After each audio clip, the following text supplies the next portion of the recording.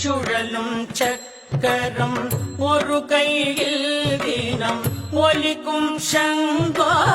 மறு கையில் குழலும் யாரும் இசைப்பதுவோ